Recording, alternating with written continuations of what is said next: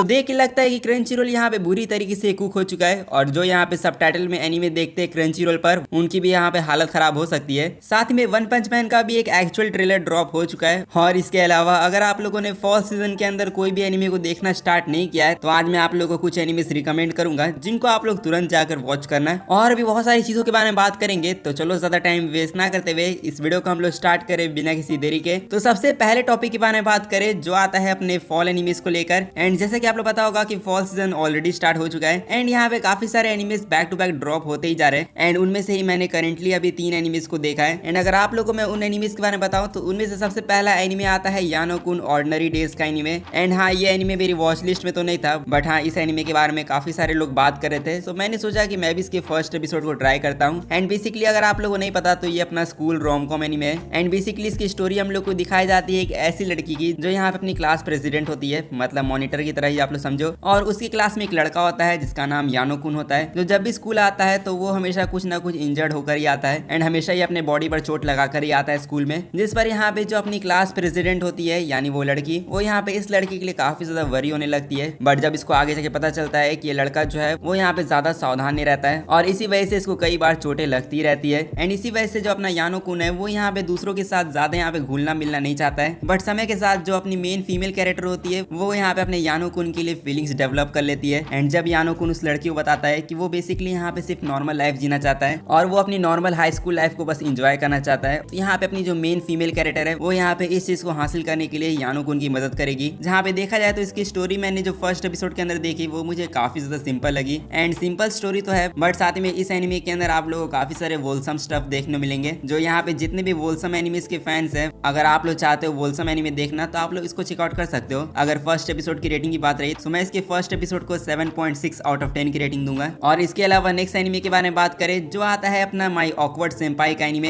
And ये वाला anime actually में मेरे वॉच लिस्ट में था और मैंने इसका भी कल फर्स्ट एपिसोड चेकआउट किया। एंड यहाँ पे मैं झूठ नहीं बोलना चाहता हूँ बट इसका जो फर्स्ट एपिसोड था उसने यहाँ पे मुझे ज्यादा इंप्रेस नहीं किया। आई मीन मैं ये नहीं कह रहा हूँ कि ये बेकार एनिमे है, मैं बस ये कह रहा हूँ कि इसका फर्स्ट एपिसोड इतना कुछ खास नहीं था। और हालांकि जिनको भी नहीं पता मैं उनको बताना चाहूंगा कि एक ऑफिस रोम कॉम एनिमे होने वाला है। एंड अगर आप लोग स्कूल रोम कॉम में बच्चों की लव स्टोरी देखकर थक चुके हो तब आप लोग एडल्ट के रोमांस को देखो। स्पेशली माई ऑकवर्ड सेंपाई के बारे में बात करें तो इस एनिमे को जब आप लोग देखोगे तो यहाँ पे आप लोग को I have a crush at work वाली वाइब मिलेगी, क्योंकि इसके अंदर भी जो स्टोरी हम लोग को दिखाई गई है वो ऑफिस के अंदर एक सेंपाई की दिखाई गई है जो अपनी इस सीरीज की मेन फीमेल कैरेक्टर है। एंड बाहर से ये अपने आप को ऐसा कैरेक्टर दिखाती है जो यहाँ पे काफी ज्यादा कॉन्फिडेंट हो एंड लोगों से काफी ज्यादा रूडली बात भी करती है, बिकॉज अपने सेंपाई की यहाँ पे जो कम्युनिकेशन स्किल है वो यहाँ पे बिल्कुल भी अच्छी नहीं है। बट हाँ, एक बात आप लोग याद रखना है, इस शो का नाम है माई ऑकवर्ड सेंपाई, तो अपनी जो सेंपाई है वो अंदर से काफी ज्यादा ऑकवर्ड भी है। तो यहाँ पे जो अपनी मेन फीमेल कैरेक्टर है वो मुझे यहाँ पे अच्छी लगी। एंड इसी के साथ में अपनी ऑकवर्ड सेंपाई के ऑफिस में एक और लड़का यहाँ पे जॉब करना स्टार्ट कर चुका है जो अपनी इस सीरीज का मेन मेल कैरेक्टर भी होगा। एंड इसी लड़के को ट्रेनिंग देने का काम अपनी ऑकवर्ड सेंपाई का है। एंड हाँ, यहाँ पे मैं नाम वगैरह नहीं बोल रहा हूँ तो आप लोग इस पर ज्यादा ध्यान मत देना क्योंकि मुझे हमेशा नाम याद रहते नहीं है। बट आप लोग सवाल होगा कि क्या हम लोग को इस एनिमे को देखना चाहिए या नहीं। तो देखो, जैसे कि मैंने आप लोग बताया कि इसके फर्स्ट एपिसोड ने मुझे इतना ज्यादा इंप्रेस नहीं किया, इसलिए मैं इसके फर्स्ट एपिसोड को 7.2 आउट ऑफ 10 की रेटिंग दूंगा। जिस पर अब आप लोग ये सोच रहे होंगे कि अब हम लोगों को इनमें से कौन से एनिमे को देखना चाहिए। तो देखो, अभी जो 2 एनिमेस के मैंने आप लोग नाम बताए उनको आप लोग देख सकते हो, इसमें मैं आप लोग को मना नहीं करूंगा। बट जहां तक मेरी बात रही तो मैं इन दोनों एनिमेस को यहाँ पे वीकली बेसिस पर देखना पसंद नहीं करूंगा। आई मीन कुछ एनिमेस होते हैं जिनको आप लोग वीकली देखना पसंद करते हो, बट ये जो 2 एनिमेस के मैंने आप लोग नाम बताए इन दोनों एनिमेस को यहाँ पे मैं वीकली बेसिस से ज्यादा बिंज वॉच करना पसंद करूंगा, क्योंकि जब एक साथ इनके एपिसोड को देखा जाएगा तब एक्चुअली मुझे शायद मजा आएगा। बाकी यहाँ पे फॉल सीजन के एक्चुअली में अच्छे एनिमे के बारे में बात करें जिसको देखकर मैं कह सकता हूँ कि मैं इस एनिमे को वीकली बेसिस पर देखना पसंद करूंगा। एंड इस एनिमे का नाम है Dusk Beyond the End of the World, जो मेरे वॉच लिस्ट में ऑब्वियसली नहीं था। बट जैसे कि मैंने कहा कि मैं फॉल सीजन के हर एक एनिमे के फर्स्ट एपिसोड को देखूंगा, तो मैं इसके फर्स्ट एपिसोड को भी देखने चला गया। एंड इसके फर्स्ट एपिसोड ने एक्चुअली मुझे काफी ज्यादा इंप्रेस किया, क्योंकि इसकी स्टोरी एक ऐसे टाइम में सेट है जहाँ पे पूरी दुनिया का नक्शा ही बदल चुका है। क्योंकि जो अपना मेन कैरेक्टर होता है अकीरा, वो यहाँ पे अपने काफी लंबे नींद के बाद उठता है एंड उठने के बाद वो क्या देखता है कि जो पूरी दुनिया है उसका जो पूरा नक्शा है वही यहाँ पे बदल चुका है। एंड अब इस नई दुनिया में ना तो कोई वॉर होती है एंड अब इस पूरी दुनिया के ऊपर रूल करता है एक ऑर्गेनाइजेशन जिसका नाम है आउल। बट अपना मेन कैरेक्टर अकीरा जो होता है वो यहाँ पे इतने चेंज्ड फ्यूचर में भी अपनी अपनी गर्लफ्रेंड को ढूंढने की कोशिश कर रहा है जिसका नाम तो वासा है, बट उसकी जगह इसको एक एंड्रॉइड मिल जाती है जो उसकी गर्लफ्रेंड के जैसा ही दिख रही होती है, जो एपिसोड 1 के लास्ट में कुछ ऐसा बोलती है अपने मेन कैरेक्टर को, जिसको सुनने के बाद आप लोग भी यहाँ पे शॉक हो जाओगे। इसलिए आप लोग जाके एपिसोड को चेकआउट करो, बिकॉज जो इसका क्लिफ हैंगर था उसको देखने बाद यहाँ पे मैं इसके अपकमिंग एपिसोड के लिए एक्चुअली में एक्साइटेड हूँ। एंड जिनको भी नहीं पता मैं उनको बताना चाहूंगा कि एक ओरिजिनल एनिमे,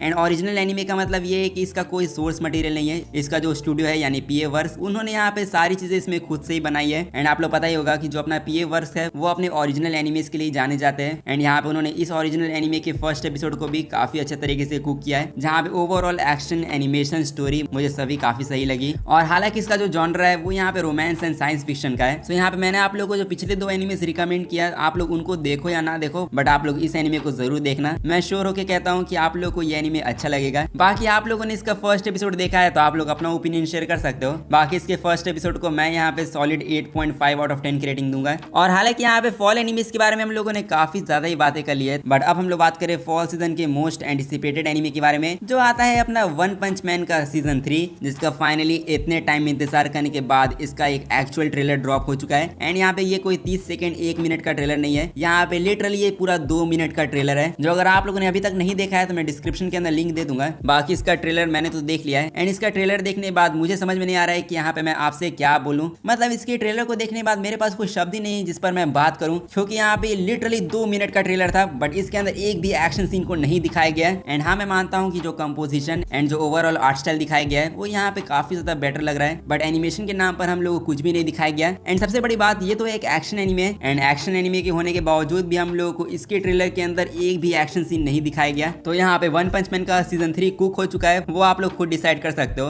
बाकी इसका एनिमे आप लोग को 5 अक्टूबर यानी कल से देखने मिलेगा, जहाँ पे कल के दिन सीजन 2 का रिकैप एपिसोड आएगा। एंड सीजन 3 का जो फर्स्ट एपिसोड होने वाला है वो आप लोग को 12 अक्टूबर के दिन देखने मिलेगा। बट एनीवेज, इसके बाद अब हम लोग बात करें अपने नेक्स्ट एनिमे के बारे में, जो आती है अपनी डीमन स्लेयर इन्फिनिटी कैसल की मूवी, जिसने यहाँ पे इंटरनेशनल एनिमेशन अवार्ड 2025 को जीत लिया है। जिस पर हाँ, आप लोग बिल्कुल सही सुन रहे हो, यहाँ पे रिसेंटली में जो यूएस के अंदर क्रिटिक्स चॉइस अवार्ड हुआ था, जो one of the most recognised award show है यूएस का, सो इसी के अंदर डीमन स्लेयर को यहाँ पे इंटरनेशनल एनिमेशन का अवार्ड मिला है, जिस पर हाँ एक तरीके से इसको बेस्ट एनिमेशन का अवार्ड मिला है शो के अंदर, जिस पर यहाँ पे जितने भी डीमन स्लेयर के फैंस है उन लोगों को यहाँ पे कॉन्ग्रेचुलेशंस। एंड बाकी अब हम लोग बात करें अपने क्रंची रोल के बारे में। सो क्रंची रोल के यहाँ पे बहुत ही बुरी तरीके से एल लग चुके हैं, एंड आप लोग सोच रहे होंगे कि अभी हुआ क्या है। सो बेसिकली न्यूज ये निकल कर आ रही है कि क्रंची रोल जो सॉफ्टवेयर से पहले सबटाइटल बनाते थे एनिमे के लिए, जिसका नाम था एजी सब, उस सॉफ्टवेयर को छोड़कर क्रंची रोल यहाँ पे अब एक दूसरे सॉफ्टवेयर को यूज करी है जिसका नाम है ओना। एंड हाँ, ये जो ओना का सॉफ्टवेयर है उसी सॉफ्टवेयर की मदद से अब ये लोग एनिमे की सबटाइटल को बना रहे हैं, जिस पर आप लोग सोच रहे होंगे कि इसमें प्रॉब्लम क्या है। तो मैं आप लोग बताना चाहूंगा कि जो ओना नाम की जो सॉफ्टवेयर है वो बेसिकली इजराइल की सॉफ्टवेयर है। एंड आप लोग पता ही होगा कि इजराइल के जितने प्रोडक्ट्स होते हैं उनको यहाँ पे ज्यादातर लोग बॉयकॉट करते हैं। एंड अब इजराइल के सॉफ्टवेयर की मदद से क्रंची रोल वाले यहाँ पे सबटाइटल बना रहे हैं, जिस पर ऑब्वियसली यहाँ पे जितने भी एनिमे फैंस है वो यहाँ पे बिल्कुल भी खुश नहीं है। और हालांकि यहाँ पे बहुत सारे क्रंची रोल के एम्प्लॉयज भी है जो यहाँ पे क्रंची रोल के इस डिसीजन से खुश नहीं है। एंड इसी न्यूज को यहाँ पे अभी बहुत ज्यादा स्पॉटलाइट मिल रही है, जहाँ पे इस न्यूज के ऊपर 12 मिलियन से भी ज्यादा व्यूज आ गए। एंड लोग यहाँ पे क्रंची रोल को बॉयकॉट करने की प्लानिंग करें, और यहाँ पे लोग ये कह रहे हैं कि क्रंची रोल को बॉयकॉट करो। इस पर देखो इतना ऑफेंड होने की जरूरत नहीं है। मैं मानता हूँ कि काफी सारे लोग इजराइल के प्रोडक्ट्स को यहाँ पे बॉयकॉट करते हैं, जो यहाँ पे देखो अब आप लोगों का जो भी ओपिनियन हो, बट ये जो सॉफ्टवेयर है इजराइल का, इस सॉफ्टवेयर को सिर्फ क्रंची रोल वाले यूज नहीं करते। यहाँ पे इजराइल के इस सॉफ्टवेयर को यहाँ पे नेटफ्लिक्स, वार्नर ब्रोस और बहुत सारी लार्ज मीडिया कंपनीज यूज करती है, जिसपे उन कंपनी से ज्यादा यहाँ पे देख लगता है कि अब क्रंची रोल को पेला जा रहा है। बट अभी तो कुछ भी नहीं है। अभी आप लोग पूरी बात सुनो। अगर आप लोग क्रंची रोल के ऊपर सबटाइटल में एनिमे देखते हो, तो यहाँ पे मैं आपको ये भी क्लियर करना चाहूंगा कि क्रंची रोल ने जो बहुत टाइम पहले एक आइडिया सजेस्ट किया था, जहाँ पे उन्होंने कहा था कि वो एनिमे के सबटाइटल को एआई की मदद से बनाएंगे, सो उस वाले आइडिया को क्रंची रोल ने अभी तक नहीं छोड़ा है। एंड अभी भी क्रंची रोल काफी सारे एनिमेस की सबटाइटल को एआई की मदद से बनाने की कोशिश करता है, जिस पर हाँ एआई की मदद से अगर एनिमे को ट्रांसलेट किया जाएगा सबटाइटल में, तो आप लोग पता होगा कि एआई यहाँ पे काफी ज्यादा मिस्टेक भी करता है, जिसका लॉस किसको होता है, यहाँ पे क्रंची रोल को तो नहीं होता है, यहाँ पे ऑडियंस को होता है। एंड ऑडियंस को यहाँ पे एनिमे समझने में काफी ज्यादा प्रॉब्लम हो जाती है, जिस पर हाँ आप लोग आप क्या ओपिनियन इस चीज को लेकर वो आप लोग कमेंट में जाके बता सकते हो। साथ ही में इसके अलावा यहाँ पे हमारे अपडेट्स तो बस ये तक थे। सो अगर आप लोग कोई वीडियो अच्छा लगा तो जाके वीडियो को लाइक कर दो, एंड चैनल को सब्सक्राइब नहीं किया तो सब्सक्राइब भी कर देना। बाकी मैं मिलूंगा आप लोगों से नेक्स्ट वीडियो में, तब तक के लिए सायोनारा एंड पीस आउट।